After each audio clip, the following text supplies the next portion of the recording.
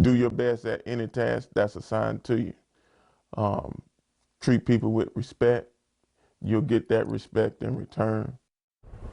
Valuable life lessons from a man who helped change the lives of generations of troubled youth.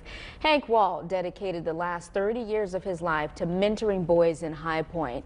His goal, to keep them out of trouble and lead them on the path to success. He passed away earlier this month, but he really left a mark on the community that'll be felt for years to come. Fox 8's Jordan Brown spoke to those who knew Mr. Wall best about his legacy in this community. Jordan. Yeah, guys, when Hank Wall co-founded Brothers Organized to Serve Others, or BOTSO, in 1993, his main goal was to help mentor young black men in Guilford County. He never imagined that almost 30 years later, the organization would still be going and have so many success stories. Now, as his family prepares to lay him to rest, they're also putting plans in place to keep his work going. Goal is, as my daddy would say, to keep these young men out of hell and out of jail.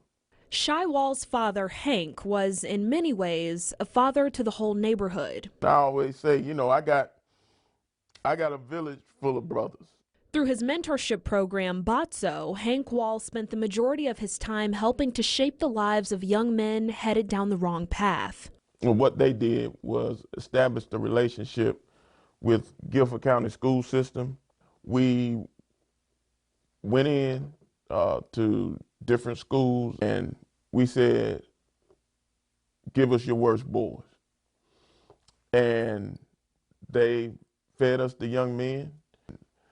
Once they saw that we were going to be there, that right there showed them young men that, hey, something different about these guys.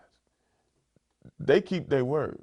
He was a teacher, protector, and mentor, taking in and building up anyone who came to his doorstep. He saw something in me like I was one of his very own. I've been knowing him since I was 2009, and me and him always been connected.